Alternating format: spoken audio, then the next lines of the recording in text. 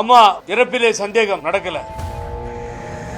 ஊழல் குற்றச்சாட்டுகளிலேயும் இருக்கின்ற பழனிசாமி அவோ பைட்டோ பழனிசாமி சைன்குரோ 75 சீட்டை கேட்டிருக்காங்க பிஜேபி. திருமதி வி.கே. சசிகலா ஆகட்டும், நான் பெயரை சொல்ல விரும்பாத ஒரு மனிதராகட்டும், தனி கட்சி வச்சு நடத்தி கொண்டிருக்கிறார் அவராகட்டும், இல்லை ஓபிஎஸ் ஆகட்டும், எடப்பாடி பழனிசாமி ஓப்பனாக டிக்ளேர் பண்ணி மெர்ஜர் ஆயிட்டார். பிஜேபி கட்டுப்பாட்டிலே அவர் இருக்கிறார். நான் ஆரம்பத்திலே சொல்கிறத பல பேர் காப்பி அடித்து கொண்டு போயிடுறாங்க. அதான் கஷ்டமாக இருக்குது எனக்கு. 75 சீட்டை கேட்டிருக்காங்க பிஜேபி, ஒரு சீட்டு கூட குறைஞ்சி வரமாட்டாங்கன்றது நான் முன்னாடியே சொன்னேன். நான் தான் அதை ஸ்டார்ட் பண்ணி முதல்ல சொன்னேன். எங்கள் அண்ணா ஓபிஎஸ் பிஜேபி விட்டு வரமாட்டார்ன்றதையும் சொன்னேன். இந்த மாதிரி நல்ல கருத்துக்கள் இப்போ மெதுவாக பார்க்குறேன், பேப்பரில் பார்க்குறாங்க. 75 80ன்னு கேட்குற மாதிரி தெரியுது. அன்றைக்கி பூரா 23 போச்சு. அதெல்லாம் நடக்காதுங்க. அவோ பைட்டோ பழனிசாமி சைன்குரோ லேலோ ஃபைல் லேலோ இடி ஃபைல் இன்கம் டேக்ஸ் ஃபைல் அப்படின்னா முடிஞ்சு போச்சு பழனிசாமி கதை. அவ்வளோதான். உடனே சைன் பண்ணி 75 சீட்டை கொடுத்துருவார். நாங்கள் அந்த அல்ல கை, பக்கத்தில் இருக்க கை, வர கை, எல்லா கையும் நாங்கள் பார்த்துக்குறோன்னு சொல்லி பாரதிய ஜனதா அவர்கிட்ட நாங்களே பகிர்ந்து கொடுத்துட்றோன்னு சொல்லி கேட்டு 75 சீட்டை பழனிசாமிகிட்ட டிமாண்ட் பண்ணிட்டுருக்காங்க. நேற்று எனக்கு ஒரு மகிழ்ச்சி, ஒரு லேடி அம்மா பொண்ணுன்னு சொல்லிட்டு அலைஞ்சிட்டு இருந்தது. இதெல்லாம் ஒரு தாயின் பெயரை கெடுப்பதற்காக அன்னைக்கு கோவம் பிளாஸ்ட் பண்ணி விட்டான் எக்கச்சக்கமாக ப்ரெஸ்ஸில். நேற்று புத்தி தலைமை கழகத்தில் அந்த பொம்பளையை சேர்க்கலை, உள்ளே விடலை. யாரோ ஒரு திடீர்னு எங்கள் அம்மானா, அம்மா இருக்கும்போது சொல்ல முடியுமா? காணாமல் போயிருப்பாங்க. இந்த பிஜேபிக்காரங்க இப்படிலாம் குதிச்சிட்டு இருக்க மாட்டாங்க அம்மா இருக்கப்போ. அம்மா இல்லாதால் தானே தலைக்கீழ் இப்படி மாறிச்சு. அதை தான் சூப்பர் ஸ்டார் ரஜினிகாந்த் சொன்னார், அந்த வெற்றிடத்தை யாராலும் நிரப்ப முடியாது. அவர் சொல்லும்போது நானும் சம்பத்தெல்லாம் கோவப்பட்டோம். இன்றைக்கி அவர் சொன்னது தான் உண்மை. அந்த தாய் இருந்த இடத்தை யாராலும் நிரப்ப முடியவில்லை என்பது தான் உண்மை. அதை நான் இன்றைய தினம் அனுபவபூர்வமாக அனுபவித்துக் கொண்டிருக்கிறோம். ஆகவே இன்றைய பிரஸ் மீட் ஆகட்டும், இங்கே நாங்கள் பேசியதாகட்டும், நாங்கள் இதுவரை இந்த முதலமைச்சர் மீது பெரிதாக எதையும் குற்றம் சாட்டி பேசுவதே இல்லை.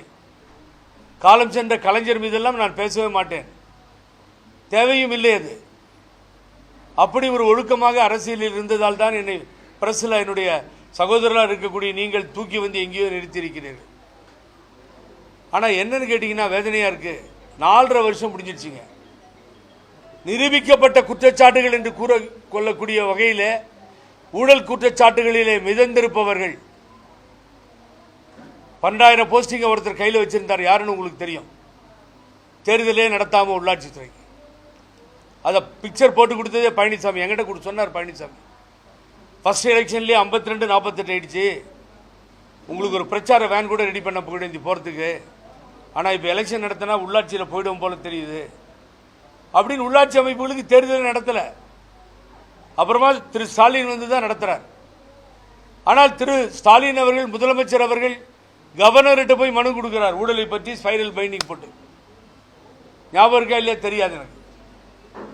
அதே மாதிரி பெருமாநல்லூரில் பொள்ளாச்சி ஜெயராமனுடைய மகன் சென்ற காரிலே ஒரு பெண் ஆக்சிடென்ட்டை லெஃப்டில் உட்காந்துருந்தாங்க, ரைட்டில் தொங்கினாங்கன்னு கதையே மாறி, அதிலிருந்து அன்றைக்கு அவர் துணை சபாநாயகராக இருந்ததால் தப்பித்து விட்டார். அந்த பெண்ணை கடத்தி கொலை செய்திருக்கிறார்கள் என்று சொன்னது அன்றைய தினம் எதிர்க்கட்சி தலைவர், இன்றைய தினம் முதலமைச்சர். இதே முதலமைச்சர் ஆட்சிக்கு வந்த பின்னால் அவர் மேல் கோர்ட்டில் போய் சஸ்பென்ஸ் சென்டென்சஸ் ஸ்டே வாங்குறார். தப்பிச்சு வெளியே சுற்றிக்கிட்டு இருக்கார். ஒரு சமயம் முதல்வர் மறந்து விட்டுறாரான்னு எனக்கு தெரியல. ஆகவே நாங்கள் கோர்ட்டுக்கு போயிட்டோம். சூரியமூர்த்தி கோர்ட்டுக்கு போயிட்டு இருக்க மாதிரி நானும் கோர்ட்டுக்கு போயிட்டேன். ஆகவே நான் கேட்பதெல்லாம் இந்த முதலமைச்சரிடம், கொடநாடு வழக்கு என்ன ஆயிற்று? விசாரிக்க கூட மாட்டேன்றீங்க சார். ஒரு ஆளை எல்லாரையும் விசாரிச்சுட்டீங்க நீங்க. அதுக்கு ஒரு தனியாக ஒரு ஸ்குவாடு போட்டீங்க கோயம்புத்தூரில். டாக்டர் சுதாகரன் அவர் கொஞ்ச நாள் ஒர்க் பண்ணார். அப்புறம் மூட்டை கட்டி சிபிசிஐடி கொடுத்துட்டாரு. சிபிசிஐடி விசாரிச்சுட்டு இருக்கு. இதை ஒவ்வொரு கூட்டத்திலையும் முதலமைச்சர் ஸ்டாலின் சொல்லியிருக்கிறார், நாங்கள் கண்டுபிடித்து கொண்டு வருவோம், மக்களுக்கு சொல்லுவோம், தொண்டர்களுக்கு சொல்லுவோம், எல்லாத்துக்கும் சொல்லுவோம். நடக்கலை. அம்மா இறப்பிலே சந்தேகம் நடக்கலை. ஆகவே எல்லா ஊழல் குற்றச்சாட்டுகளிலேயும் இருக்கின்ற பழனிசாமி உங்களை பார்த்து ஊழல் குற்றவாளி கிட்டத்தட்ட 4 லட்சம் கோடி அடிச்சிட்டாங்கன்னு அவர் போய் கொடுக்குறார். நியாயமா இது? இவர் ஒரு ஸ்பைரல் பைண்டிங் கொடுத்தா அவர் ஒரு ஸ்பைரல் பைண்டிங் கொடுக்குறார்.